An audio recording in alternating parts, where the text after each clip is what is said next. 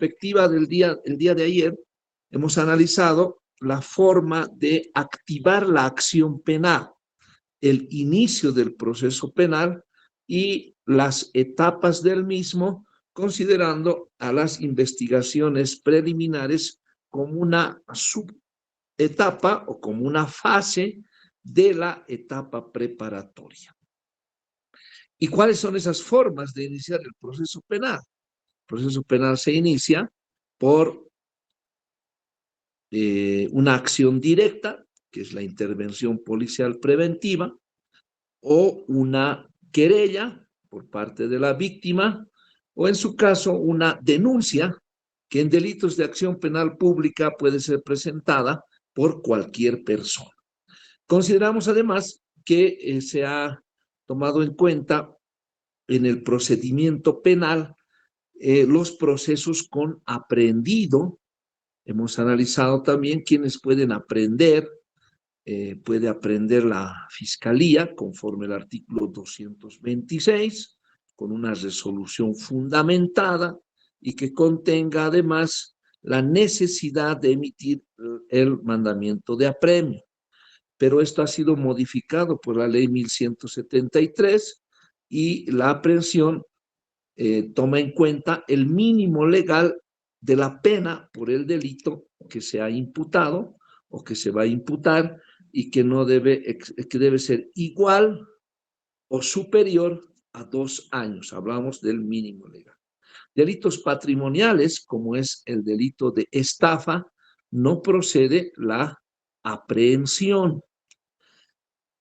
Hemos señalado además que los plazos a establecer para el procedimiento penal a partir de la aprehensión, el fiscal tiene 24 horas para presentar la imputación formal y poner a conocimiento del juez controlador de garantías al imputado para que resuelva su situación jurídica. Esto también se ha podido determinar de acuerdo a el procedimiento penal en una denuncia de aprehensión ilegal.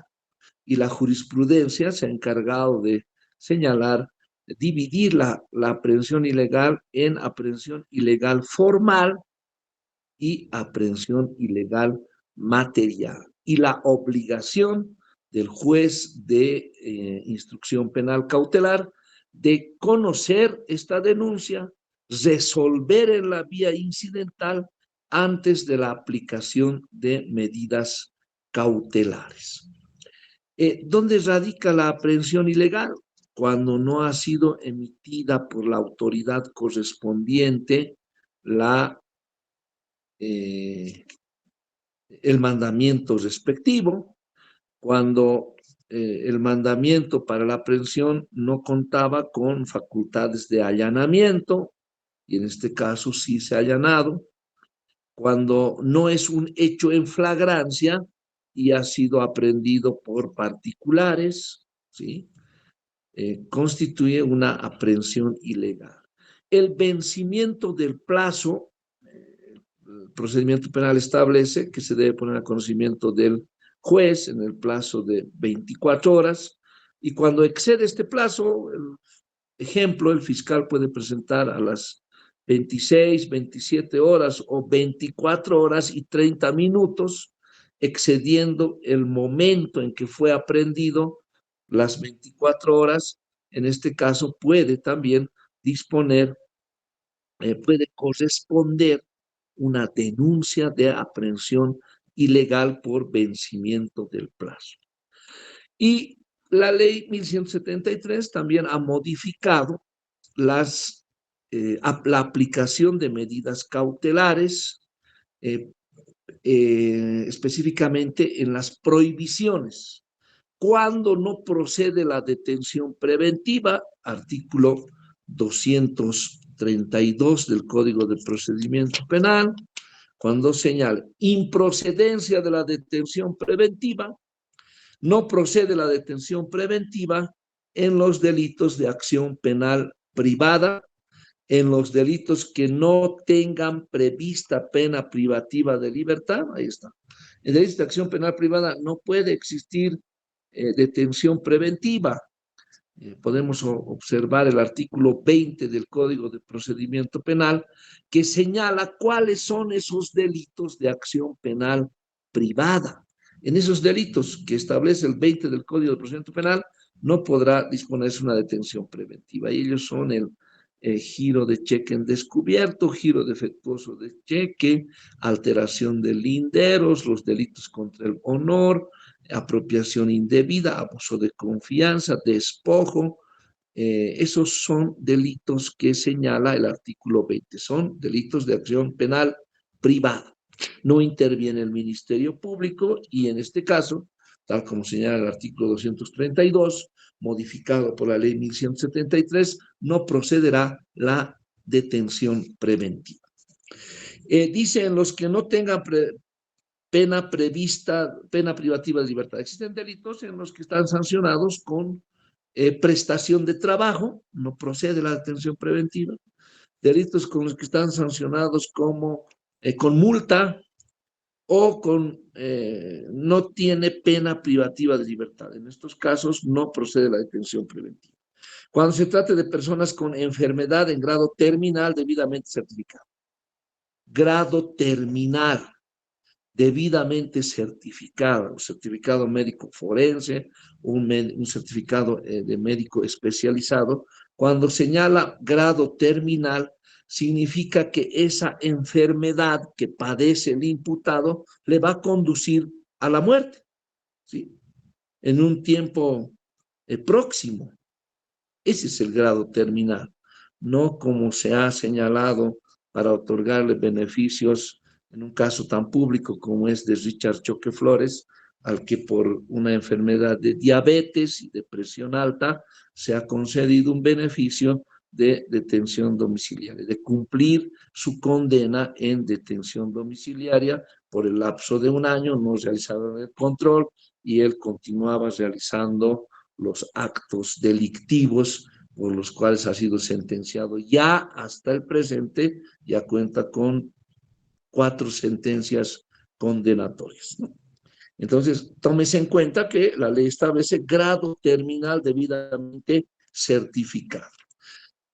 El numeral 4, cuando se trata de personas mayores de 65 años, 65 años no podrán ser privados de libertad. Es improcedente la detención preventiva.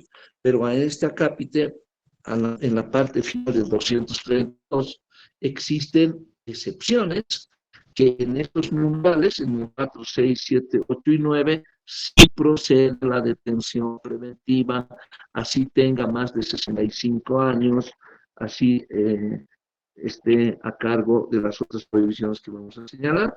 Eso se menciona en Romano 3 del 200. Pero persona mayor de 65 años que no se encuentre comprendida en estas excepciones, no procede su detención preventiva. Sí, los delitos sancionados con pena privativa de libertad cuyo máximo legal sea inferior o igual a 4 años. ¿Sí? Hay un delito en el que la pena no excede de 4 años, el máximo legal no excede de 4 años, no procede la detención preventiva. Entonces debe tomarse en cuenta el máximo legal sea inferior o igual a 6 años, ¿sí? El número 5, cuyo máximo legal sea inferior o igual a 4 años. Ahora el 6. En los delitos de contenido patrimonial, tómense en cuenta. ¿Cuáles son los delitos de contenido patrimonial? Estafa, estelionato, en los que están comprendidos el patrimonio.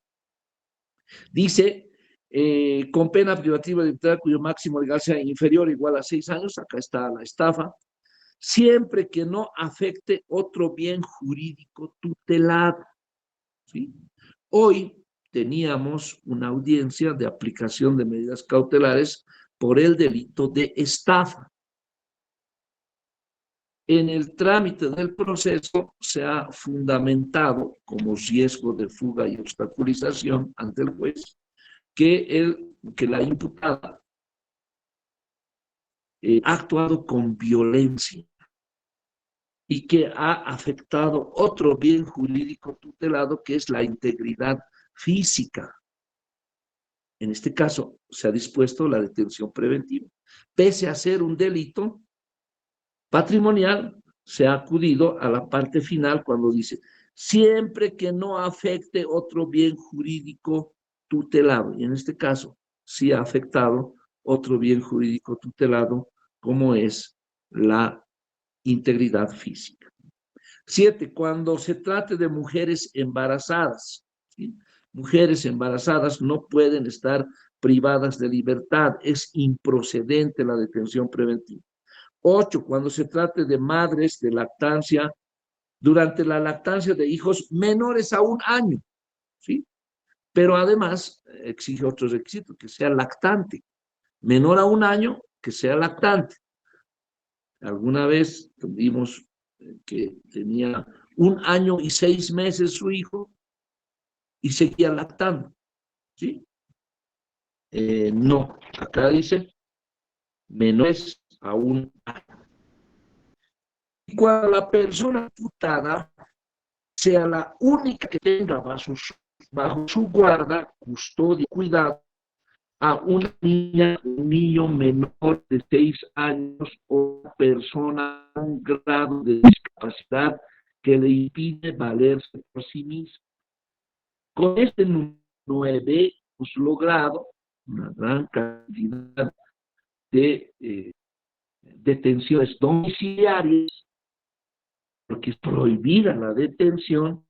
En alguna oportunidad hemos podido demostrar que la guarda de los hijos las tiene esta persona, que se han divorciado y son hijos menores de 6 años, el único que tiene a su cuidado, entonces es prohibida la detención preventiva. Es improcedente la detención preventiva. O una persona con un grado de discapacidad, no dice en qué grado. La discapacidad se puede medir por porcentaje de discapacidad o de capacidades diferentes, y en este caso no dice en qué grado, pero que le impide valerse por sí misma esa persona y que sea la única que esté a su cuidado, impedirá realizar la imputación, ¿no? Entonces no puede valerse por sí misma, es la única a su cuidado.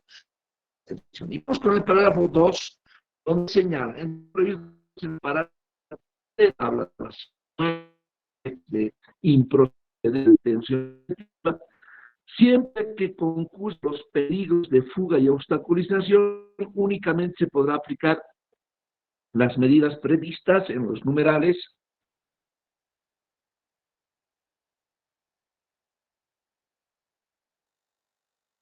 en los numerales 1 al 9 del artículo 231 bis, es decir, las medidas cautelares personales que no sean la detención preventiva. Y acá vienen las excepciones. Los numerales 4, a ver, revisemos. El 4 dice, cuando se trate de personas mayores de 65 años. 5, delitos sancionados con pena privativa de libertad cuyo máximo sea igual a 4 años o superior a 4 años. ¿Qué más? 5, 7, 6, el 6, 4, 6, 7, en los delitos de contenido patrimonial con pena privativa de libertad cuyo máximo sea inferior o igual a 6 años, siempre que no afecte otro bien jurídico tutelado. 6, 7, 8 y 9, recuerden, el 7 es cuando se trata de mujeres embarazadas, el 8 cuando se trata de madres durante la lactancia, y el 9 cuando sea la única persona que tiene a su cuidado menores de 6 años o persona con discapacidad que no pueda valerse por sí misma. En estos casos no procede la detención preventiva, pero señala, no se aplicará como causal de improcedencia de la detención preventiva cuando se trate de alguno de los siguientes delitos: de lesa humanidad, terrorismo, genocidio, traición a la patria y crímenes de guerra. Si son estos delitos, tiene 65 años, tiene a su cuidado una persona, está embarazada, es madre lactante, igual procede la detención preventiva, es la excepción. 2, contra la vida, delitos contra la vida, tiene 65 años, igual procede la detención, es madre lactante, no, es delito contra la vida, es una excepción. Integridad corporal, lesiones, o libertad sexual, ahí está, la libertad sexual de niñas, niños, adolescentes, mujeres y adultos mayores, ¿sí? Hablamos de delitos contra la libertad sexual. Violación, cuando se trate de niños, niñas, adolescentes, mujeres o adultos mayores, en este caso no procede la detención preventiva, no procederá la detención preventiva, pese a que se cumple alguna de estas causales de improcedencia que señala el 232. Y de contenido patrimonial que se ejerza con violencia física sobre las personas, ¿sí? Este contenido patrimonial tiene un máximo de 6 años, pero en la comisión del hecho se ejerció con violencia, procede la detención preventiva. Es en este acápite, esta prohibición numeral 4, esta excepción número 4, que el juez hoy fundamentó una detención preventiva en el caso que les comentaba. Y de narcotráfico y sustancias controladas. Está embarazada, tiene un hijo lactante, es la única a su cuidado de ese niño, o tiene una persona con discapacidad que no puede valerse por sí misma, igual procede la detención preventiva. Y finalmente, esto ha sido modificado y agregado posteriormente de la ley 1173, la ley 1226, agrega porque señalaba una prohibición de detención preventiva en caso de violencia familiar o doméstica. ¿Sí? Muchos casos de tentativa de feminicidio son procesados como violencia familiar o doméstica y en estos casos se han repetido los hechos llegando a un nuevo caso de violencia y que ha provocado la muerte de la víctima. En este caso se ha agregado, por eso se ha modificado. Estaba prohibida la detención preventiva, se cumplen estas condiciones, pero si la ley es para garantizar una vida libre de violencia, partes, en ese sentido, la ley 226 tuvo que agregar el parágrafo del romano 4 al artículo 232 con el siguiente texto. Delitos, violencia familiar o doméstica podrá considerarse la aplicación de detención preventiva. Tómese en cuenta que deben estar sujetas a la valoración con la crítica y la fundamentación que debe estar con el valor que otorga los elementos de prueba. El juez hará una resolución que cumpla con los requisitos y formalidades que la ley establece en el artículo 124 del Código de Procedimiento Penal. Con esto, la aplicación de medidas cautelares, ya habríamos concluido. Hay una situación respecto a la apelación de medidas cautelares. La apelación de medidas cautelares es una apelación incidental y ha modificado la ley 1173, el artículo 403 y el artículo 404, señala la apelación incidental contra resoluciones dictadas en forma oral en audiencia pública debe realizarse inmediatamente después de haberse pronunciado la resolución. El juez dirá, quedan notificados con la presente resolución de apelación, con la presente resolución, para que las partes puedan impugnar mediante los recursos que la ley les franquee, ¿sí? Y este es el artículo 404, modificado por la ley 1173, cuando señala, cuando la resolución se dicte en audiencia, el recurso se interpondrá inmediatamente de forma oral ante la jueza el juez o tribunal que la dictó, ¿sí?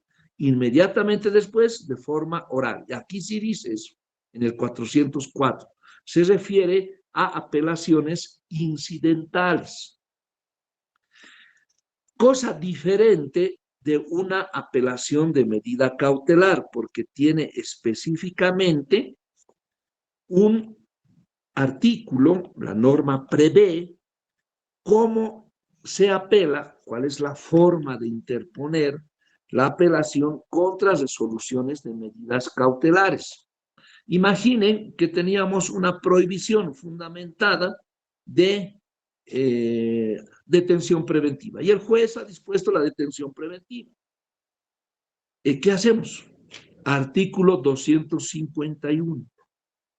Solo para medidas cautelares, no apelación incidental, no apelación contra las resoluciones que resuelven incidentes, excepciones planteados. La resolución que disponga, modifique o rechace las medidas cautelares, esto es específico, solo para medidas cautelares. Será apelable en el efecto no suspensivo en el término de 72 horas. Interpuesto el recurso, las actuaciones pertinentes serán remitidas al Tribunal Departamental en el término de 24 horas bajo responsabilidad. El vocal de turno de la sala a la cual se sortee la causa resolverá bajo responsabilidad y sin más trámite en audiencia dentro de los 3 días siguientes de recibidas las actuaciones sin recurso ulterior, ¿sí? El 251 contiene un trámite para las apelaciones y es necesario en este acápite mencionarles lo siguiente, lo vamos a señalar, hay una sala penal que han dispuesto en un caso, en un proceso, han dispuesto la detención de mi defendido. No estaba yo como abogado, me contrataron en forma posterior y vienen a la oficina. ¿Cuándo ha sido su audiencia? Hoy, en la mañana, han dispuesto mi detención. Bien, hay que presentar la apelación incidental. ¿Ha presentado su abogada la apelación? No, porque no sabía, mi abogada no era penalista. Bueno, aplicamos el 251 y ¿qué dice?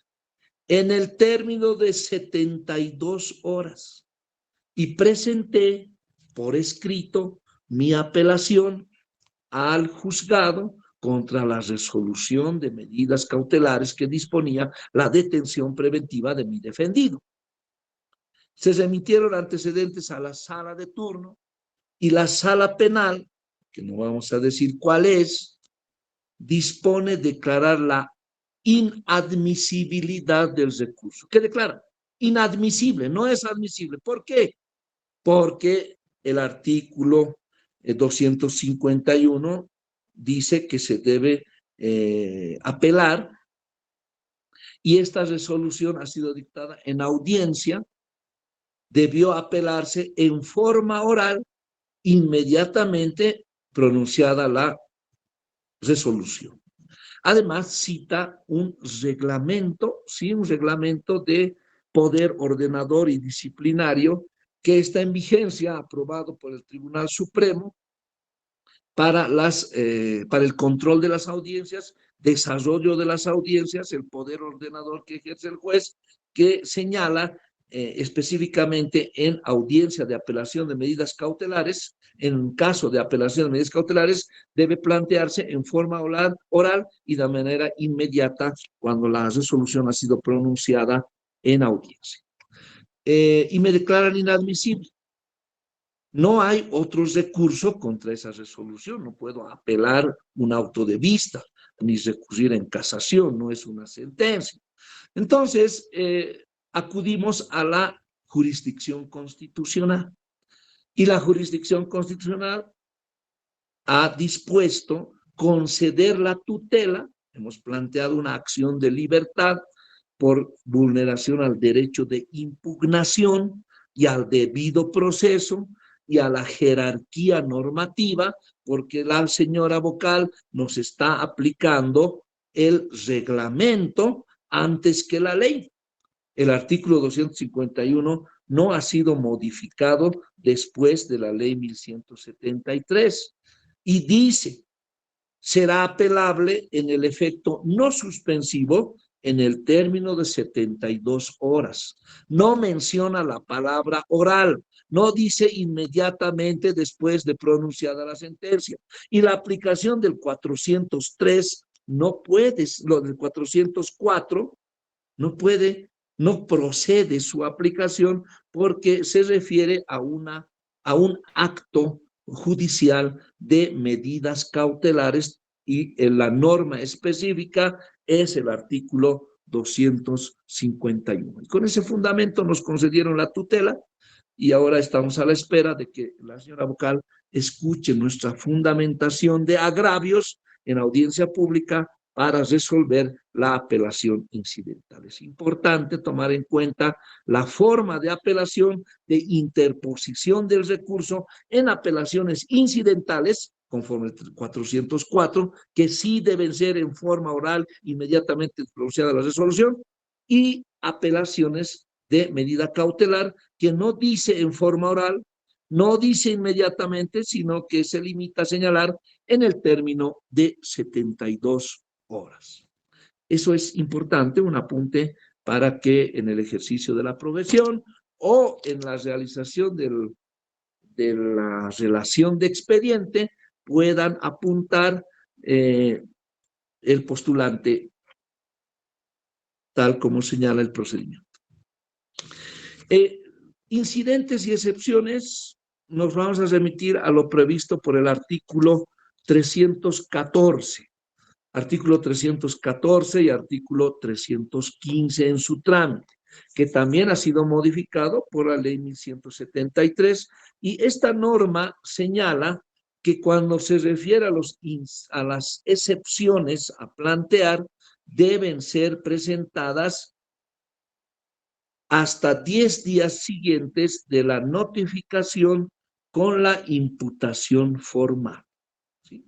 Tenemos 10 días para presentar las excepciones que señala el artículo 308, que para el planteamiento de estos incidentes, 10 días. ¿Cuáles son? Prejudicialidad, incompetencia, falta de acción, extinción de la acción, cosa juzgada.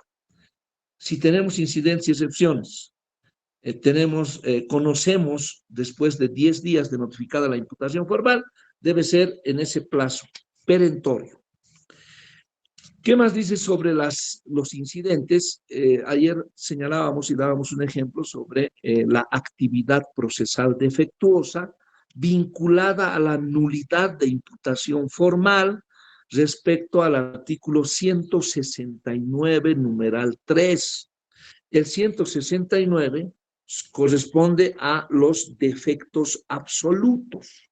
Y en la interposición de defectos absolutos, que es el artículo 169, claramente señala, no serán susceptibles de convalidación, ¿sí? No serán susceptibles de convalidación los defectos concernientes a, y hemos dado un ejemplo, que una imputación no cumpla con el artículo 302, numeral 4, que el fiscal debe individualizar al imputado las acciones realizadas en una relación circunstanciada que contenga modo, tiempo y lugar del hecho que está imputando. Entonces, en este caso, corresponde la aplicación del 169 porque se identifica un defecto procesal absoluto no susceptible de convalidación cuando señala. Numeral 3. Los que impliquen inobservancia o violación de derechos y garantías. Hay dos condiciones. Inobservancia, en este caso, hay inobservancia por parte del fiscal a la norma prevista en el procedimiento penal. Los que implican inobservancia o violación de derechos y garantías previstos en la Constitución Política del Estado, las convenciones y tratados internacionales vigentes y en este código, se refiere al Código de Procedimiento Penal.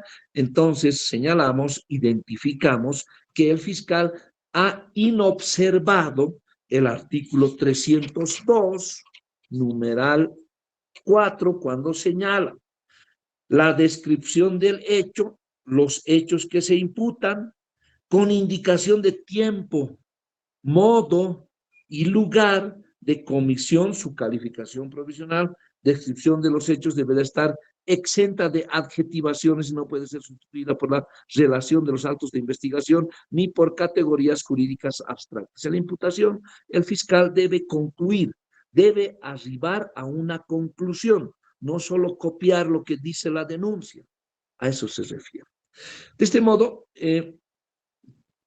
damos un ejemplo de actividad procesal defectuosa por nulidad de imputación vinculada a la nulidad de imputación formal y se puede, en este caso, plantear una actividad procesal defectuosa.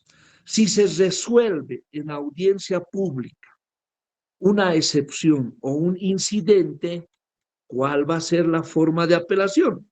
404. En forma oral, inmediatamente después de escuchada la resolución.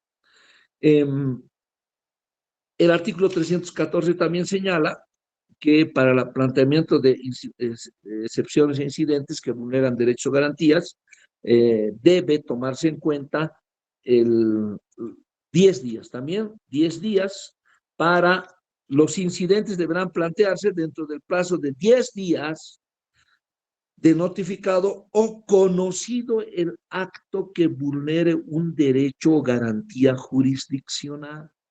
¿Sí? 10 días de conocido el hecho. Hemos planteado alguna oportunidad, un ejemplo que es muy recurrente y los abogados, por no pelearnos con fiscales, no presentamos en la vía incidental como actividad procesal defectuosa. ¿Qué ocurre cuando nos citan a declarar? ¿Sí? Se debe realizar las advertencias correspondientes y el fiscal, a veces no es el fiscal asignado al caso, es un fiscal que se presta de la oficina de lado y dice, bien, usted está siendo denunciado por esto, lee la denuncia, ¿va a prestar su declaración? Sí. ¿Está asistido su abogado de confianza? Sí. Se le advierte que si se acoge al derecho de guardar silencio, esto no va a ser utilizado en su contra. Sí.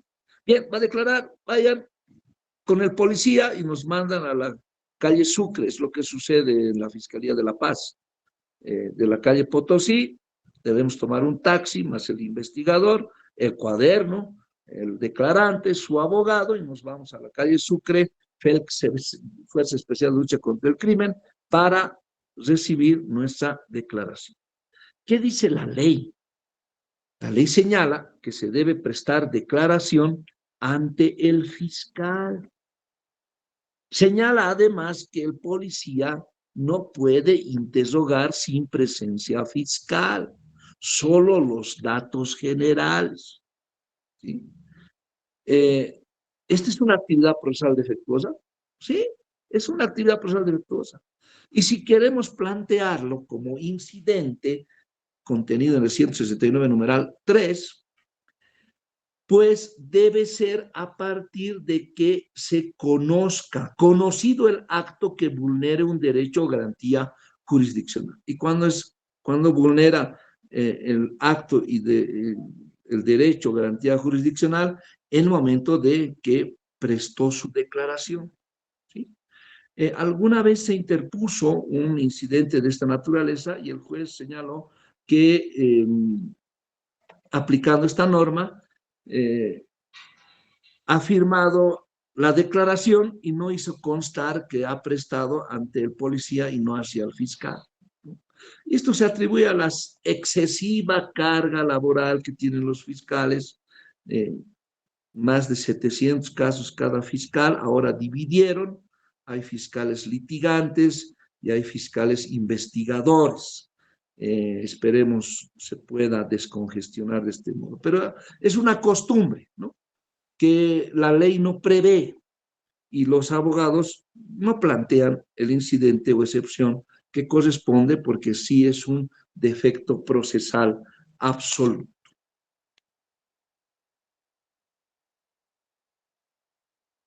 Continuamos. ¿Cómo concluye la etapa preparatoria? ¿Sí?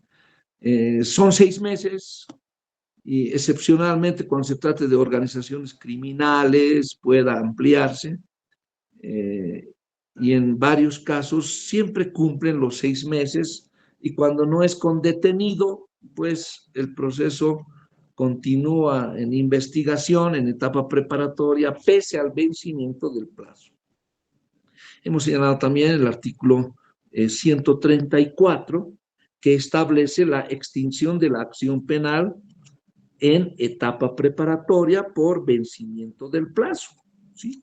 Si el fiscal no acusa, no presenta sobreseimiento o alguna salida alternativa, pues deberá disponer la extinción de la acción penal en etapa preparatoria. Así señala el 134, la etapa preparatoria deberá finalizar en el plazo máximo de 6 meses de iniciado el proceso, cuando la investigación sea compleja en razón a los hechos se encuentren vinculados a delitos cometidos por organizaciones criminales. La complejidad está relacionada a organizaciones criminales, ¿sí? El fiscal podrá solicitar al juez de la instrucción la ampliación de la etapa preparatoria hasta un plazo máximo de 18 meses, un año más, sin que ello signifique una ampliación del plazo máximo de duración del proceso. El fiscal informará al juez cada 3 meses sobre el desarrollo de la investigación. ¿Cómo resuelven esta situación algunos fiscales? Casos conocidos como, a ver, hay un caso que ha durado excesivamente, parece 3 años, una etapa preparatoria, en el caso Pari, ¿sí? En el caso Pari del Banco Unión. En ese caso, ¿cómo duraba? Se volvía a iniciar la etapa preparatoria de 6 meses para nuevos implicados. Nos está por vencer, ¿no? Bueno, lo imputaremos a él y se amplía la investigación por otros 6 meses más. ¿Desde cuándo vamos a contar estos 6 meses? Desde la notificación con la imputación formal al último imputado, ¿sí? 6 meses de etapa preparatoria. Si vencido el plazo de la etapa preparatoria, el fiscal no acusa ni presenta otra solicitud conclusiva, el juez conminará al fiscal del distrito para que lo haga en el plazo de 5 días. Transcurrido este plazo, sin que presente solicitud de parte de la fiscalía, el juez declarará extinguida la acción penal, salvo que el proceso pueda continuar sobre la base de la actuación del querellante sin perjuicio de la responsabilidad personal del fiscal del distrito. ¿Sí? Tómese en cuenta el artículo 134 a la finalización de la etapa preparatoria, cuando se dispone, cuando no existe pronunciamiento por parte del Ministerio Público. Ha concluido la etapa preparatoria, se han recabado las pruebas necesarias. Ayer decíamos, tomando en cuenta el 171 y el 172, libertad probatoria, y que el juez puede limitar la prueba excesiva. Y respecto a las exclusiones probatorias, el 172 señala que la prueba obtenida vulnerando derechos y garantías no puede constituir prueba, debe ser excluida, pero a solicitud de parte, ¿sí? Hay abogados que no piden exclusión probatoria y en la apelación restringida señalan, esta prueba ha sido obtenida, pero no ha agotado el recurso en la vía incidental de exclusión probatoria. En ese caso, la sentencia puede ser confirmada. Habría precluido su derecho de plantear la exclusión probatoria. Entonces, el artículo 172, carecerán de toda eficacia probatoria los actos que vulneren derechos y garantías en la Constitución Política del Estado, convenciones, tratados internacionales vigentes, esto es referente a las pruebas. Prueba obtenida vulnerando derechos y garantías debe ser excluida. Y otras leyes, así como la prueba obtenida en virtud de información originada en un procedimiento o medio ilícito, la prueba obtenida mediante torturas, la prueba obtenida mediante escuchas telefónicas y que no se refiere a delitos de lesa humanidad, tráfico de sustancias controladas y otros, terrorismo o delitos contra el Estado, no podrá ser considerada prueba. Y tampoco tendrán eficacia probatoria los medios de prueba incorporados al proceso sin observar las formalidades previstas en este código. ¿Sí? ¿Cuáles son las formalidades? Vamos a iniciar ahora con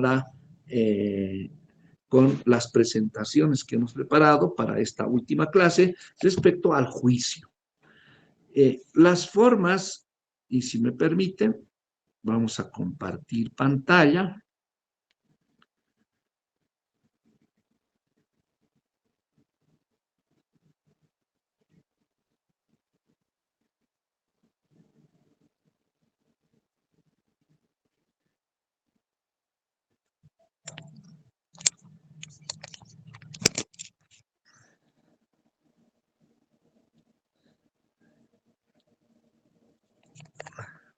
Me digan, por favor, si pueden ver.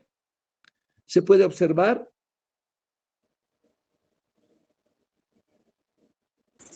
Perfectamente. Muy bien. Acá está la conclusión de la etapa preparatoria. En los actos conclusivos, la acusación formal, con la presentación de la acusación formal por parte del fiscal, que también debe reunir requisitos, así lo señala el Código de Procedimiento Penal, artículo 343, requisitos de la acusación. Deben cumplir estos requisitos. Contenido de la acusación, artículo 341. Cuando hay acusación. Cuando hay acusación, vamos a ir a juicio oral. Es la fase esencial del proceso. Se realizará sobre la base de la acusación en forma contradictoria, oral, pública y continua para la comprobación del delito y la responsabilidad del imputado con plenitud de jurisdicción. Ya habíamos señalado que son competentes, de acuerdo a las modificaciones por la ley 1173, los tribunales integrados por 3 jueces técnicos solo serán competentes para sustanciar el juicio y dictar sentencia en 53 delitos. Para todos los demás delitos está el juez de sentencia unipersonal. ¿Cuáles son esos 53 delitos? Están previstos en el artículo 52, modificado por la ley 1173. La etapa de juicio oral es la fase procesal donde se enjuicia la conducta del acusado para condenarlo o absolverlo en la sentencia. Principios del juicio oral. Esto es importante conocer para el juicio, cuáles son las características, la oralidad. Todos los planteamientos o alegaciones, interrogaciones son orales, en forma oral. Planteado, por ejemplo, si en juicio se plantea un incidente de excepción, no se podrá señalar, suspendemos la audiencia para que vaya a estudiar la parte contraria y pueda responder. No, de manera inmediata, en forma oral, debe proceder a responder todas las incidencias del juicio. Oralidad. En algún medio de impugnación como es la objeción, estamos en la declaración de un testigo y observamos una pregunta prohibida por el procedimiento que sea capciosa, impertinente o sugestiva. En ese caso, de manera oral y de manera independiente, se puede plantear la objeción en forma oral. Si el fiscal, a ver, ejemplo, se pregunta, ¿de qué color es el caballo blanco? Ya contiene una respuesta, es una pregunta sugestiva, sugiere una respuesta. En este caso, procede la objeción. ¿De qué color es el caballo blanco? Objeción. Y el juez dice, fundamente su objeción. Bien, la pregunta es sugestiva, contiene una respuesta, ya señala que el caballo era de color blanco. Entonces, el juez no acepta Dicen, no, necesitamos llegar a la verdad histórica de los hechos. Responda, ¿cuál es el recurso que procede? Es una pregunta sugestiva, prohibida por el procedimiento. Entonces, en ese caso, al amparo del principio de oralidad, se deberá plantear la revocatoria de la decisión del juez. Publicidad tiene doble finalidad: proteger a las partes de una justicia penal sustraída al control público y mantener la confianza de la comunidad, ¿sí? Las actuaciones en materia penal deben ser públicas, el juicio es público y debe, salvo las excepciones que se señalan en caso de reserva del juicio, cuando se afecta la dignidad de las personas o se trate de menores. En esos casos se declara la reserva y el juicio no será público. Pero en su generalidad, el juicio debe ser público, a puertas abiertas, y para tener un control social de lo que se está desarrollando en el juicio. Otros principios, la inmediación, ¿sí? El juez tenga contacto directo con los medios de prueba y forme su convicción. Si un testigo es aleccionado, adiestrado a responder, el juez, con la experiencia que tiene, aprendiendo conocimiento, como se encuentra cara a cara con el testigo, podrá apreciar esa declaración en los gestos, en la imagen corporal que desarrolle. Esto puede significar que está mintiendo, está nervioso. Entonces son características que el juez puede apreciar a través del principio de inmediación. Es por eso que las audiencias virtuales en juicio no son completamente transparentes ni públicas, porque se está vulnerando el principio de inmediación. El juez no tiene contacto directo con ese testigo. Es posible que, como está en la oficina del abogado, le estén mostrando por escrito lo que deba responder. En cambio, si prestaría declaración ante el juez, este principio sería cumplido correctamente. Y el juicio es acusatorio porque el fiscal y el querellante pueden presentar la acusación fiscal y la particular respectivamente. Además, la base del juicio es la acusación. Otro principio, la contradicción. Los planteamientos de producción de prueba ofrecida entre la acusación y la defensa son opuestos, discordantes, y siempre se correrá en traslado a la parte contraria. Continuidad, el juicio debe iniciar el juicio debe concluir con sentencia, de manera ininterrumpida, ¿sí? Es por eso que algunos jueces o tribunales señalan audiencia, vamos a comenzar el juicio, y se destina todo el día hasta concluir, vamos a llegar hasta las pruebas documentales, así señala, ¿no? Traigan sus testigos.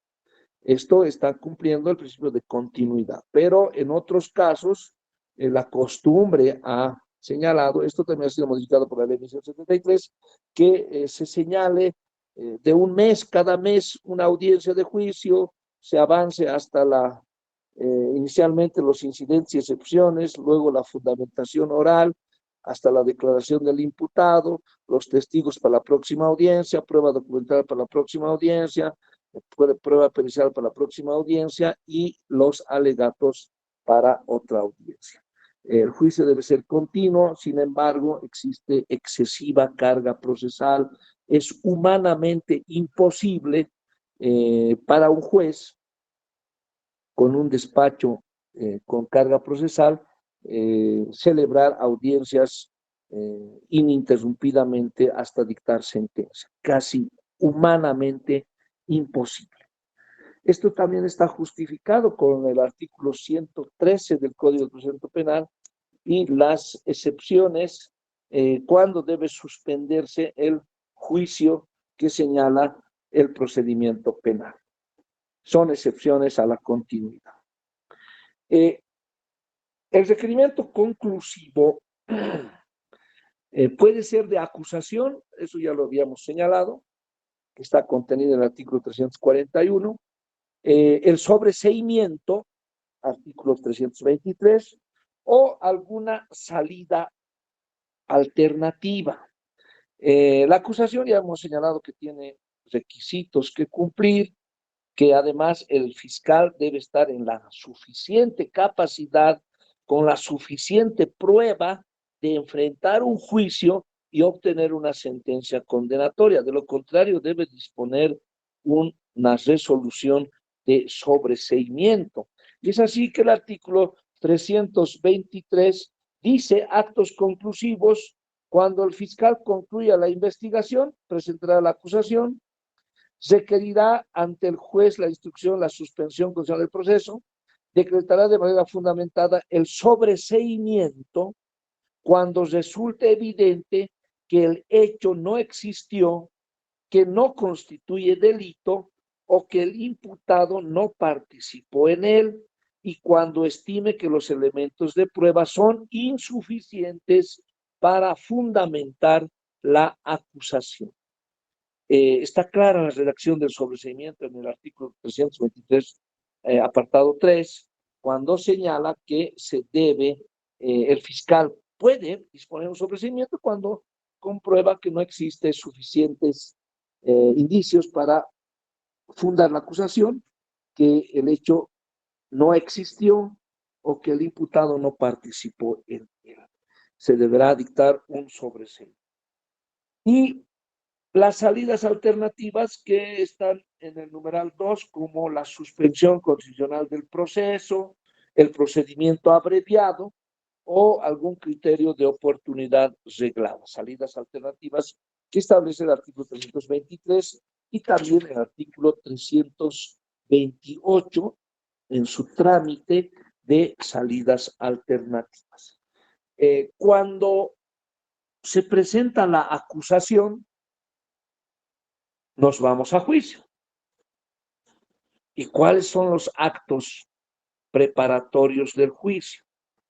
Si el delito está contemplado en la competencia del artículo 52 para tribunales, son delitos contra la vida, delitos contra la seguridad del Estado, delitos de lesa humanidad, narcotráfico, contrabando, delitos contra la libertad sexual con excepción del estupro, van a ser remitidos a un tribunal de sentencia, ¿sí? Recibidas las actuaciones, el tribunal, y en el caso de los demás delitos, el juez de sentencia, el juez o tribunal que reciba la acusación, dispondrá que el fiscal la remisión ante la oficina gestora de procesos para el sorteo correspondiente de acuerdo a la competencia, ¿sí? Será la oficina gestora de procesos que se sorteará a un tribunal o al juzgado que corresponda. Radicada la causa y en el tribunal o juzgado se notificará al Ministerio Público para la presentación física de las pruebas. El fiscal realiza un detalle en la acusación de pruebas. El juez o tribunal debe conminar al fiscal a presentar esas pruebas de manera física en el plazo de 24 horas. Este plazo está previsto en el artículo 340, pero no se cumple, ¿sí? En la mayoría de los casos no se cumple. ¿Por qué? No sé dónde están las pruebas, era otro fiscal el que investigaba, ya no es fiscal, ha sido cambiado de división, está en inventario, pero la ley dice 24 horas. ¿Qué pasaría si no presenta el representante del Ministerio Público? Y acá nos remitimos al artículo 172, exclusión probatoria, ¿no? Si esas pruebas son incorporadas a juicio y se han dado incumplimiento a lo dispuesto por el 340 de que el fiscal debe presentar de manera física las pruebas, estaríamos en una de las vertientes de exclusión probatoria que señala Tampoco tendrán eficacia probatoria los medios de prueba incorporados al proceso sin observar las formalidades previstas en este código. Y este código, el procedimiento penal, ley 1970, con sus modificaciones, en el artículo 340 dice 24 horas para la presentación física. Si se incumple, corresponderá una exclusión probatoria. Lo he intentado, en algunas sí se ha dispuesto la exclusión probatoria y en otras con otros argumentos, con el argumento de libertad probatoria y que en casos de violencia familiar o doméstica rige la informalidad como principio, no se puede restringir los elementos de prueba. Entonces, se ha presentado en ese caso 24 días después, pero la ley dice 24 horas, no 24 días, ¿sí? Entonces, en ese caso, no dispusieron la exclusión probatoria, pero acá les doy un ejemplo de exclusión probatoria por incumplimiento de formalidades previstas en la incorporación de medios de prueba. Tomen en cuenta en la notificación al Ministerio Público para la presentación física de pruebas en el plazo de 24 horas. Si el fiscal presenta las pruebas en el plazo señalado, se notificará a la víctima para la presentación de la acusación particular. Tenemos una acusación fiscal, pero la víctima debe adherirse o presentar una acusación particular para tomar en cuenta en el juicio. ¿En qué plazo? 10 días hábiles, así señala el 340, parágrafo 2. Les planteo un ejemplo, en este caso, el fiscal, el recordado caso Kushner, el fiscal ha presentado una acusación por el delito de homicidio en accidente de tránsito. Notificada con la acusación fiscal a la víctima, dentro del plazo de 10 días, presentó su acusación por el delito de feminicidio. ¿Sí? En ese caso, la acusación particular es distinta a la acusación fiscal.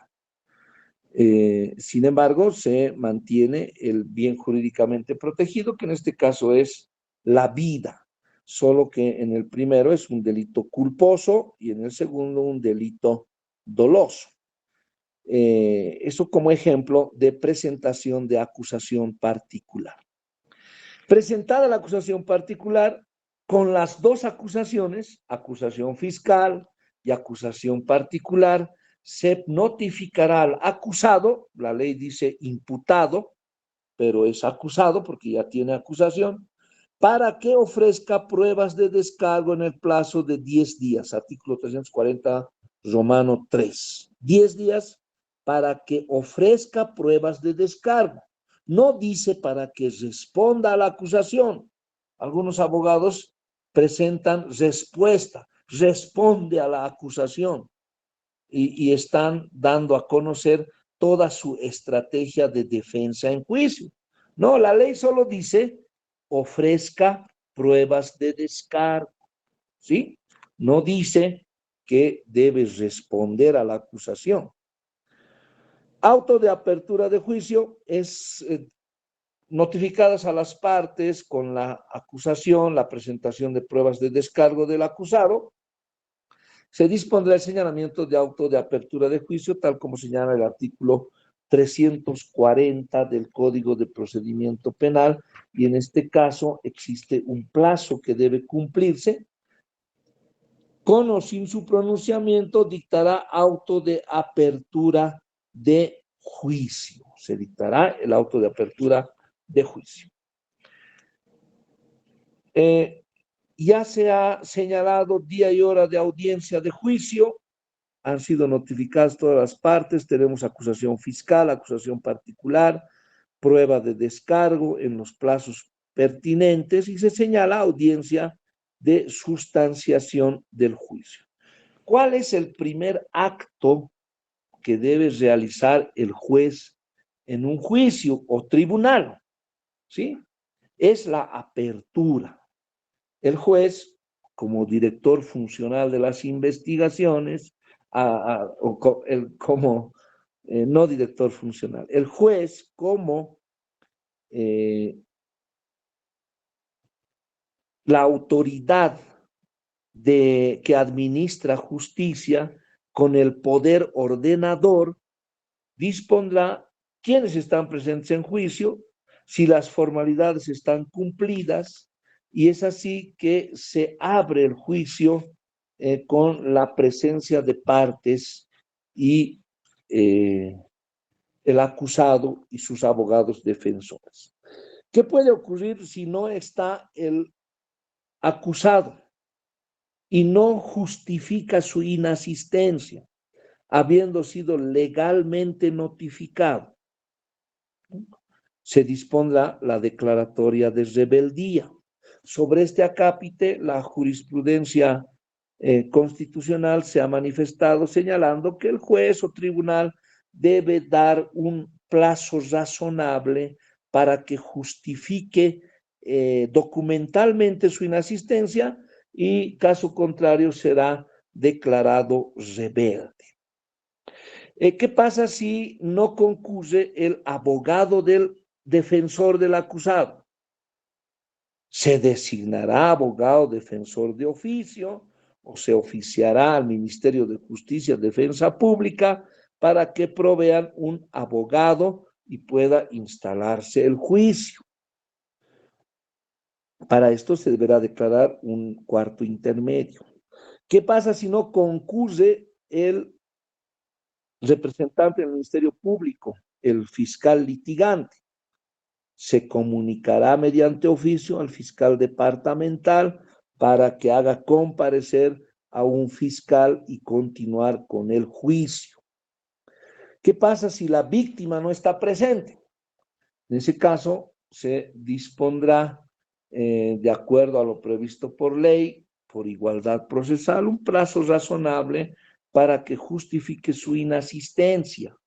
Ha presentado acusación particular y no se encuentra presente en sala la víctima, pues deberá notificarse para que justifique su inasistencia. Si no justifica, pues puede declararse el abandono de la querella. ¿Qué pasa si la víctima se encuentra presente, pero no así su abogado? El Ministerio de Justicia tiene un servicio de defensa de las víctimas, CEPTAVI, deberá oficiarse para que provean de un abogado y así poder instalar el juicio. De todos modos, en estos casos no se puede declarar un cuarto intermedio para la concurrencia de las partes mayor al plazo que señala el procedimiento penal, ¿no? Antes de las modificaciones eran 10 días y ahora se señala un plazo de 5 días, tal como señala el artículo 335, artículo 335, casos de suspensión. La audiencia del juicio se suspenderá únicamente cuando no comparezcan testigos, peritos cuya intervención sea indispensable y no pueda ser diferida, causal que podrá ser alegada por una sola vez. No están mis testigos, son indispensables, pero solo puede alegar una sola vez. 2, la persona imputada tenga un impedimento físico grave, debidamente acreditado, que le impida continuar su actuación en el juicio. 3, sobreviniera la necesidad de producir prueba extraordinaria. 4, el juez, el fiscal o el querellante, por el descubrimiento de hechos nuevos, requerirán ampliar la acusación o el imputado o su defensor le solicite después de ser ampliadas, siempre que por características del caso no se pueda continuar inmediatamente. Y la jueza, el juez dispondrá la suspensión de la audiencia en el caso del numeral 1 y 2, incomparecencia de testigos, o no se encuentra el imputado con impedimento físico, por un plazo no mayor a 3 días hábiles, ¿sí? El juicio se suspende solo por 3 días hábiles, salvo que se trate de caso fortuito o fuerza mayor, en cuyo caso la suspensión no podrá ser mayor a 5 días. En el caso de los numerales 3 y 4, cuando sobreviene la necesidad de producir prueba extraordinaria o se modifique la acusación, la suspensión de la audiencia no podrá ser por un plazo mayor a 5 días. ¿Sí? Tómese en cuenta estas suspensiones de plazos, que debe integrar también la fundamentación de una relación de expediente en las constantes suspensiones del juicio, y si el juez pudo haber suspendido por un mes, por 2, o tal como señala la ley, 3 días en el caso de los numerales 1 y 2 y 5 días por los numerales 3 y 4. En todos los casos, la jueza, el juez o tribunal, previa verificación del sistema informático de gestión de causas, señalará día y hora de nueva audiencia con valor de citación para todos los comparecientes. ¿Sí? Son las únicas causales de suspensión, pero en la costumbre y en la práctica no se cumplen esos 3 días por los que se debe suspender un juicio, si no excede. A mí me han señalado una audiencia de juicio cada mes, ¿no? Con un intervalo de un mes, porque el tribunal ya tiene señaladas audiencias de juicio. Es importante tomar en cuenta el artículo 113, también modificado por la ley 1173, es muy ampuloso este artículo 113, que dice: las audiencias realizadas bajo el principio de oralidad, inmediación, continuidad, contradicción, excepcionalmente podrá darse lectura a elementos de convicción, en ningún caso alterará el procedimiento establecido, el juicio y las demás audiencias se habilitará como idioma el castellano, si alguna de las partes o juezas no comprenden o facilitan el idioma, cuando alguna de las partes requiera por un intérprete, ya está. El artículo 113 señala: con la presencia ininterrumpida de las partes. Ahí está el numeral 2. No está como causal de suspensión la inasistencia de una de las partes o del fiscal, pero el 113, parágrafo 2, señala: las audiencias se realizarán con la presencia ininterrumpida de las partes, salvo las excepciones establecidas en el procedimiento penal. Sí, acá están las condiciones causales y qué debe hacer el juez en el numeral 2 del artículo 113 del Código de Procedimiento Penal, modificado por la ley 1173. Es importante justificar el señalamiento de audiencias, la suspensión de una audiencia, con el artículo 113, que debe formar parte de una relación de expediente. Si están todas las partes asistidos de sus abogados, más los testigos, pero no en audiencia, sino deben aguardar afuera, se dispondrá, el juez o tribunal, presidente del tribunal, preguntará a las partes si tienen incidentes y excepciones que establece el artículo 345. Incidentes y excepciones, su trámite de resolución previsto en el 345. Para ello también debe aplicarse el artículo 314, que en juicio los incidentes deben ser por causal sobreviniente, ¿sí? Si son incidentes y excepciones presentados en la etapa preparatoria, resueltos y rechazados, no se admitirán los mismos. El juez o tribunal podrá disponer el rechazo in limine de estos incidentes y excepciones, además aplicar una multa, un salario mínimo, una multa al abogado, y si persiste en la interposición de incidentes y excepciones, inclusive se puede disponer su separación de la defensa del proceso. Ya hay sanciones, así lo establece el artículo 314 y el artículo 315. ¿Qué planteamiento podemos realizar en incidentes y excepciones? Una falta de acción es procedente cuando existe causal sobreviniente. La extinción de la acción penal por duración máxima del proceso es causal sobreviniente, transcurso del tiempo. La prescripción, que también es sobreviniente por el transcurso del tiempo, sí cumple requisitos y formalidades que establece la prescripción prevista en el artículo 27 y 28 del Código de Procedimiento Penal.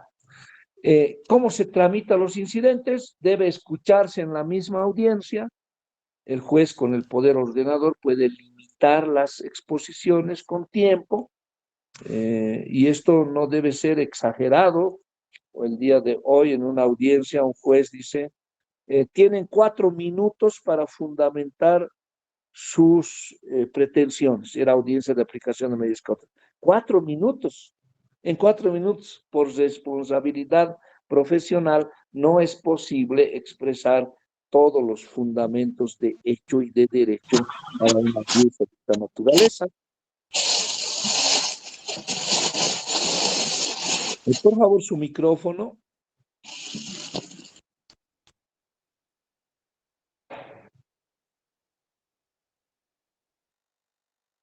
Entonces, el trámite previsto en el artículo 314 se cogerá en traslado inmediatamente a la parte contraria y responderán los incidentes, excepciones, y el juez resolverá en el mismo acto, tal como señala el trámite del artículo 345.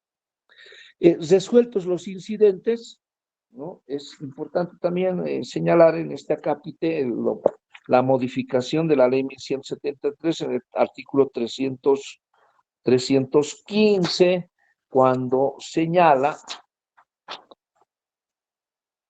las sanciones por cuando se declara un incidente malicioso y temerario. Cuando las excepciones o incidentes sean manifiestamente improcedentes por carecer de fundamento y prueba, la jueza, el juez o tribunal deberán rechazarlas in limine. ¿Qué significa esto? Sin más trámite, sin recurso ulterior, en el plazo de 24 horas, sin necesidad de audiencia y sin mayor trámite. ¿Sí? Cuando estos incidentes y excepciones son manifiestamente improcedentes y no tienen prueba, carecen de fundamento. Cuando las excepciones y incidentes sean declarados manifiestamente dilatorios, maliciosos y o temerarios, interrumpirán los plazos de prescripción de la acción penal, de la duración de la etapa preparatoria y de duración máxima del proceso, computándose nuevamente los plazos. Consecuentemente, la jueza, el juez o tribunal, previa advertencia en el uso del poder ordenador y disciplinario, impondrá a la o el abogado una sanción pecuniaria equivalente a 2 salarios mínimos nacionales, monto de dinero que será depositado en la cuenta del órgano judicial. En caso de continuar con la actitud dilatoria, la autoridad jurisdiccional apartará al abogado de la actuación del proceso en particular, designando a un defensor público de oficio. ¿Sí? Por eso los jueces y tribunales advierten, ¿tienen incidentes y excepciones? Sí tenemos, se advierte que si su incidente no es por causal sobreviniente, es malicioso, es dilatorio, se va a rechazar in limine y se va a sancionar con 2 salarios mínimos nacionales. Sí, me doy por advertir, entonces el tribunal debe advertir. Y si persiste, puede apartarlo del conocimiento del proceso. El rechazo de las excepciones de los incidentes impedirá que sean planteados nuevamente por los mismos motivos. Entonces, se debe tener mucho cuidado o la fundamentación y prueba debe ser tal de estos incidentes que no sean considerados maliciosos o dilatorios estos incidentes. ¿Qué viene después de los incidentes? El siguiente acto es la fundamentación oral de las acusaciones que está prevista en el artículo 344. Dice fundamentación oral. Esto ha sido modificado por la ley 1173. Antes el juicio iniciaba con la lectura de las acusaciones, pero ahora dice fundamentación oral. El fiscal debe fundamentar oralmente su acusación. Pero ¿qué sucede en la práctica? Nuevamente damos lectura, el fiscal da lectura a su acusación, pero debe ser fundamentación oral, tal como señala el 344, cuando dice: la jueza, el juez o tribunal de sentencia constituirán en sala, verificará la presencia de las partes, declarará instalada la audiencia, si preguntará a las partes si tienen incidentes, excepciones sobrevenientes, disponiendo el orden en que serán planteados. Resueltos los incidentes, excepciones, dispondrá que el fiscal, querellante y partes procesales fundamenten la acusación oralmente. ¿Sí? Dice la acusación. Entonces está destinada a el fiscal y el acusador particular. Posteriormente se concederá la palabra a la defensa para que fundamente oralmente su defensa. Entonces, esta fundamentación oral de las acusaciones debe realizarse en forma oral, sin dar lectura, para dar cumplimiento estricto a esto. Al artículo 344. Declaración del acusado. La declaración del acusado está prevista en el artículo 346. El juez debe advertir, al declarante, explicando con palabras claras, sencillas, por qué está presente en juicio, cuál es el hecho que se le imputa. Y debe advertirse de que podrá abstenerse de declarar y que el juicio seguirá su curso aunque él no declare. El imputado podrá manifestar lo que crea conveniente en su declaración. Ahí está. Hay tribunales y jueces que limitan. Está hablando el acusado y le dicen, remítase al hecho, eso no importa. Aquí dice, el imputado podrá manifestar lo que crea conveniente en su declaración. El incumplimiento a lo previsto por el artículo 346 también debe formar parte de la relación de expedientes si se ha dado estricto cumplimiento a la normativa procesal. Solo en este caso será interrogado por el fiscal, el abogado del querellante, el defensor y los miembros del tribunal en ese orden. Quiere decir, si el acusado va a prestar declaración, se dispondrá que en ese orden puedan ser interrogados. Se va a proceder al interrogatorio. Terminada la declaración, el juez o el presidente del tribunal dispondrá que el defensor exponga la defensa. Posteriormente se procederá a la recepción de la prueba conforme a este código. Sí, hay una exposición de la defensa del imputado. Algunos tribunales y jueces permiten, anticipan esta exposición de la defensa antes de la declaración en la fundamentación oral de las acusaciones. No está claro, es algo contradictorio porque el 344 señala, ¿no? Ya hemos dado lectura cuando dice, posteriormente se concederá la palabra a la defensa para que fundamente oralmente su defensa, ¿sí? Esta parte final del 344 es contradictoria con el 346 que dice, terminada la declaración, el juez o presidente del tribunal dispondrá que el defensor exponga la defensa. Posteriormente se procederá a la recepción de la prueba, ¿sí? hay una contradicción en el orden de la fundamentación oral sobre la exposición de la defensa, pero el orden de los factores va a tener producto si es conveniente que la exposición de la defensa se realice posterior a la declaración del acusado, porque el tribunal va a escuchar a él y posteriormente en una exposición de la defensa. Son denominados también la fundamentación oral y la exposición de la defensa como los alegatos de apertura. ¿Sí? En esta fundamentación oral de las acusaciones y la exposición de la defensa no se va a poder invocar medios de prueba, aún no ha sido judicializada la prueba, no se podrá solicitar el quantum de la pena, ¿sí? Y solicito a algunos acusadores particulares fundamentan señalando, solicito que se dicte la pena máxima por este delito en contra del acusado porque tenemos prueba que vamos a producir. ¿Cuál prueba? Aún no se está produciendo los elementos de prueba. Entonces, solo es unos alegatos de apertura, un anticipo de lo que va a suceder en juicio, así como una promesa de demostrar los elementos constitutivos del tipo penal que se ha acusado. En la recepción de elementos de prueba, 346 parte final, pasamos a la recepción de elementos de prueba. ¿Cuáles son los elementos de prueba? Acá está un capítulo distinto. La prueba pericial, que se produce, la producción de la prueba pericial es por su lectura, por la lectura del dictamen pericial y la declaración del perito, que también será sometido al contradictorio a través de un interrogatorio y contrainterrogatorio. Y la prueba testifical se produce por su declaración, tomando en cuenta siempre el principio de inmediación para que el fiscal o para que las partes puedan interrogar y contrainterrogar al testigo. En este caso, las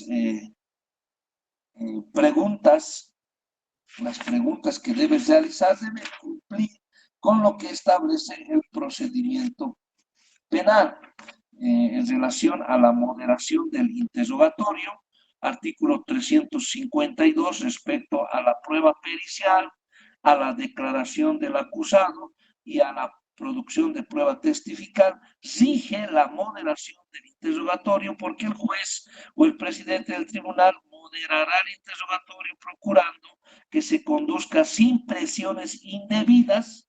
Hay abogados que presionan al declarante sin ofender la dignidad del declarante. Sí, hay abogados que he escuchado que ofenden la dignidad del declarante, del acusado. Las partes podrán plantear la revocatoria de las decisiones del juez o el presidente del tribunal que limiten el interrogatorio u objetar la formulación de preguntas. Ahí está. En la declaración del imputado, en la prueba pericial y en la prueba testifical se puede utilizar la objeción como medio de impugnación contra preguntas capciosas, sugestivas o impertinentes. En juicio hemos escuchado objeción, pero que fundamente su objeción y fundamenta, señor. La pregunta es reiterativa, dice. No es un motivo de objeción. No dice el 352, si la pregunta es reiterativa, debe ser objetada. Tomen en cuenta para el desarrollo del juicio en su relación de expediente. Objetar la formulación de las preguntas, entonces, capciosas, sugestivas o impertinentes, así señala el artículo 352. La prueba documental. ¿Cómo se produce la prueba documental? ¿Cómo se incorpora a juicio? ¿Cómo se judicializa la prueba documental? Por su lectura, ¿sí? Por su lectura, pero debe ser puesta en conocimiento de la parte contraria, señalando la pertinencia y necesidad de ese medio probatorio. Y corrido en traslado, las partes tienen la facultad de interponer la exclusión probatoria prevista en el artículo 172 del Código de Procedimiento Penal. Ahí señalábamos las pruebas que vulneren derechos y garantías, las obtenidas en un procedimiento medio ilícito o las que incumplen formalidades, deben ser excluidas, pero con una fundamentación de solicitud de exclusión probatoria, considerando cuál es el derecho o la garantía que se vulnera con la incorporación de ese medio probatorio. El juez o tribunal correrá en traslado la interposición de una exclusión probatoria y responderá a la parte contraria y resolverá inmediatamente con una resolución. ¿Cuál es el medio de impugnación que procede en contra de esa resolución? La reserva de apelación restringida. ¿Sí? Reserva de apelación restringida. ¿Cuál es la forma? Inmediatamente, en forma oral, se realizará la reserva de apelación restringida. Algunos abogados hemos escuchado que señalan anuncio apelación restringida. Bien, está anunciando, pero no está reservando. ¿Para qué nos sirve la reserva de apelación restringida? Si la sentencia es contraria a nuestros intereses, soy abogado de la defensa y disponen la condena de mi defendido que yo considero inocente y se basa en la declaración testifical o se basa en prueba documental ilegalmente obtenida y planteada la exclusión probatoria, el juez o tribunal rechaza la exclusión probatoria, yo hago reserva de apelación restringida y cuando la sentencia salga en contra nuestra, vamos a recordar ese día de la audiencia de juicio en que se hizo reserva para fundamentar nuestra apelación restringida. En eso radica la necesidad de plantear, de hacer reserva de apelación restringida. No es una apelación, es una reserva. No se interpone un recurso de apelación, solo se hace una reserva del recurso llamado por ley, que es la apelación restringida. Eso en el caso de pruebas documentales. Y otros medios de prueba, ¿a qué se refiere? Son la prueba material que constituye el instrumento con el que se ha producido el delito. ¿Cómo se produce estas pruebas? Por su exhibición. Hay un arma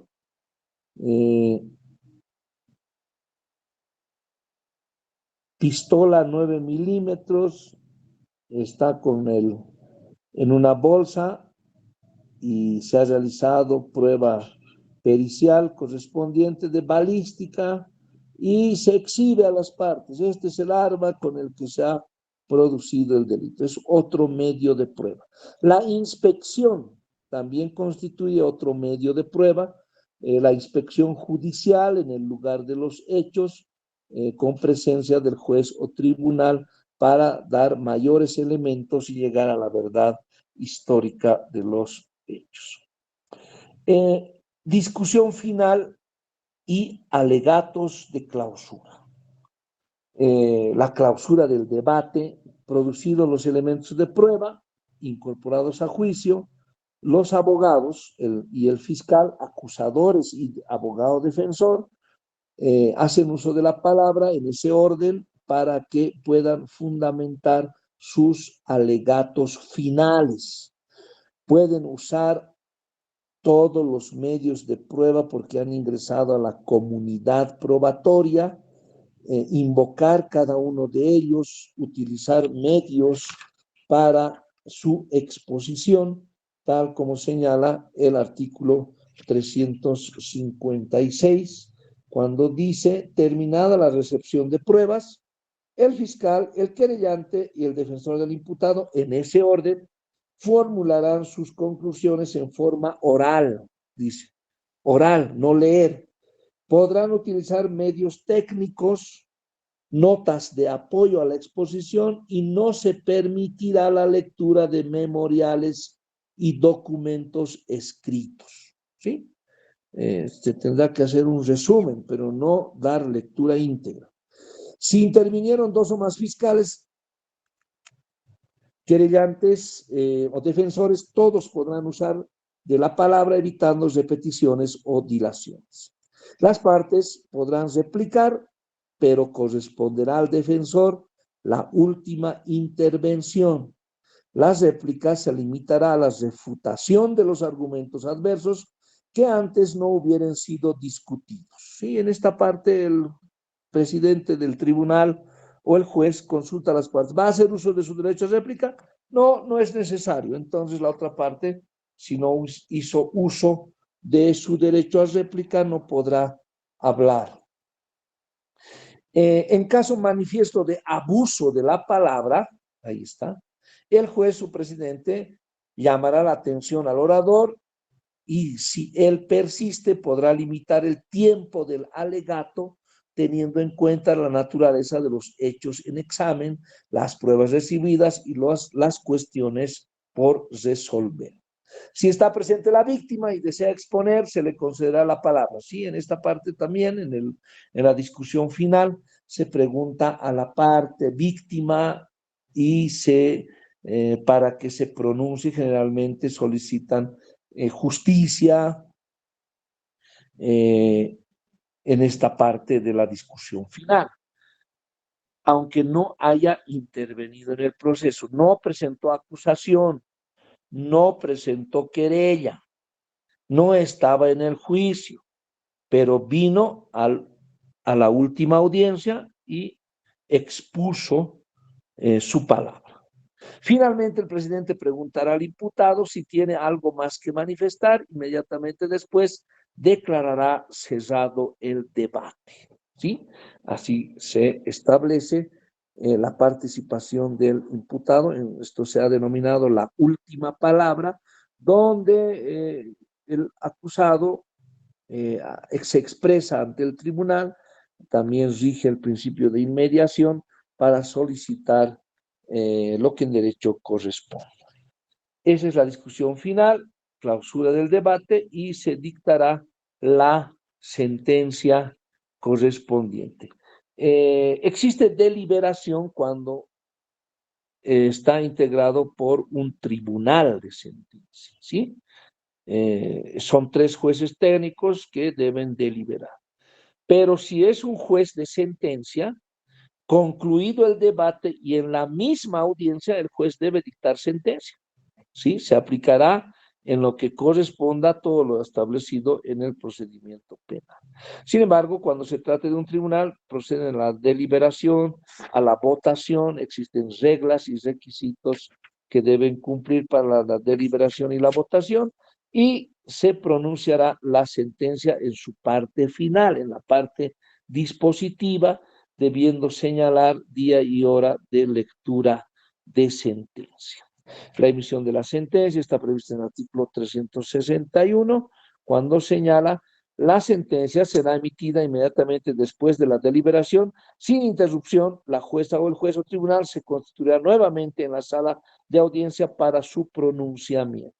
Excepcionalmente, por la complejidad del proceso, podrá diferirse el pronunciamiento de los fundamentos de la sentencia y se emitirá solo la parte resolutiva. Dice una excepción, señalando día y hora de audiencia dentro de los 3 días para el conocimiento íntegro de la sentencia, bajo conminatoria a las partes que en caso de incomparecencia se procederá a la notificación de la sentencia mediante el buzón de notificaciones de ciudadanía digital en el plazo máximo de 24 horas, momento desde el cual empezará a correr el cómputo del plazo para interponer los recursos establecidos en el procedimiento. El pronunciamiento íntegro de la sentencia se dará por notificada a las partes.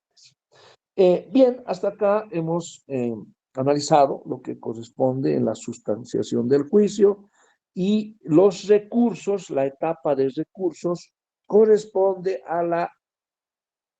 al planteamiento de la apelación restringida, ¿sí? El artículo 371, el 370, establece defectos de la sentencia y cuándo procede la apelación restringida.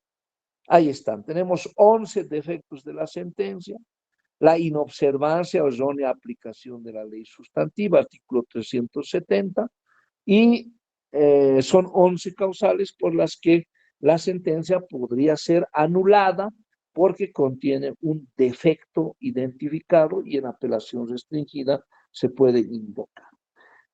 ¿Cuál es el plazo para interponer la apelación restringida contra una sentencia?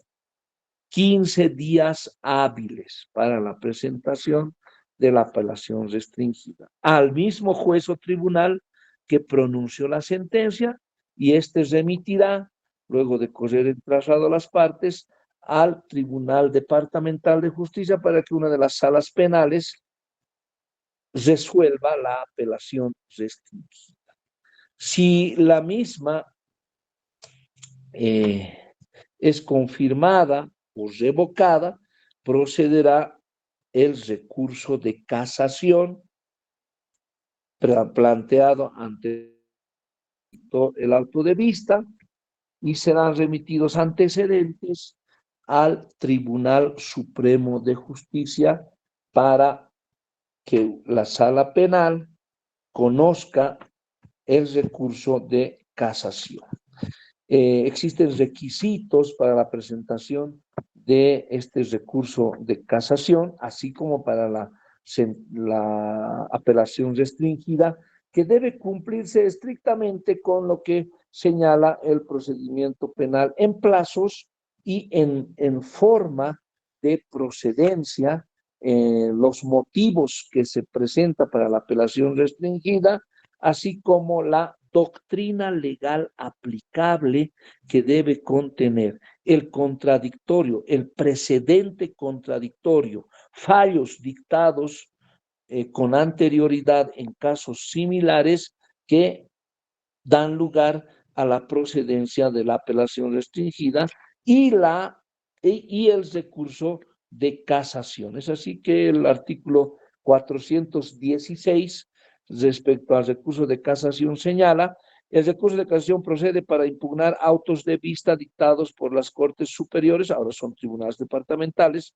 contrarios a los precedentes pronunciados por otras Cortes, ahí está, o por la Sala Penal de la Corte Suprema. El precedente contradictorio deberá invocarse por el recusante a tiempo de interponer la apelación restringida. Cuando no tiene su apelación restringida precedente contradictorio invocado en la apelación restringida, no procederá el recurso de casación.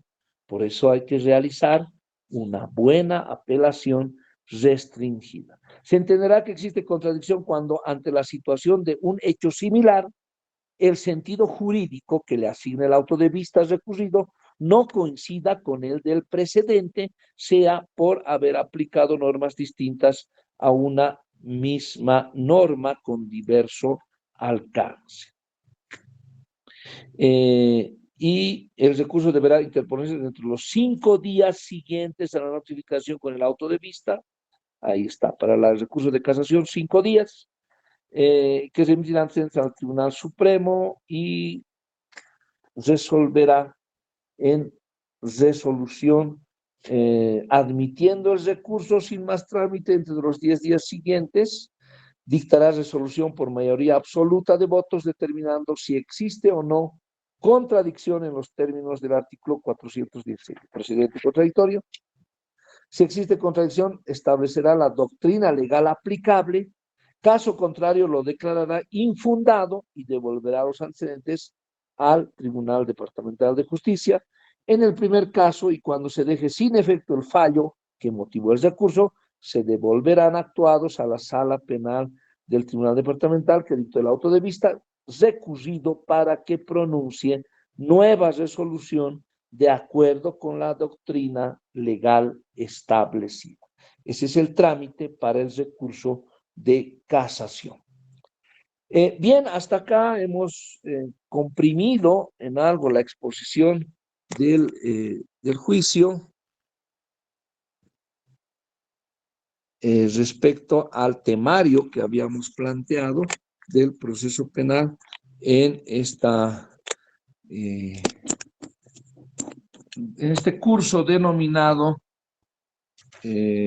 Relación de expedientes en materia penal. Quiero agradecer a la participación de ustedes que tienen esa voluntad de superarse, informarse y compartir conocimientos constantemente en esta materia que nos apasiona, que es el derecho penal y el procedimiento penal. Estaré para cualquier requerimiento académico más adelante. Muchas gracias y si hay alguna pregunta la vamos a absolver.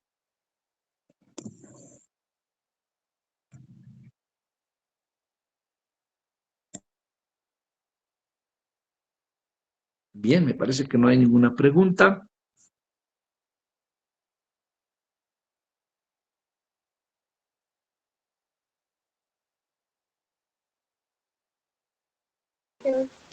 Felicidades, licenciado. Muchas gracias. Muy buena su exposición.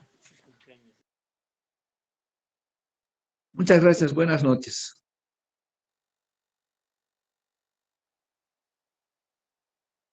Bien, no habiendo más preguntas, yo me despido.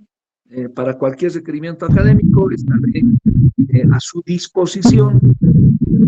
Cualquier requerimiento académico, profesional, siempre en materia penal, estamos con el estudio jurídico Quiero Justicia en el edificio Terrazas, piso 3, oficina 40, en la calle Yanacocha. O pueden comunicarse al WhatsApp al 720-70-110. Muchas gracias. Buenas noches. Muchas gracias, doctor Maldonado. Buenas noches, señores participantes. Muchas gracias.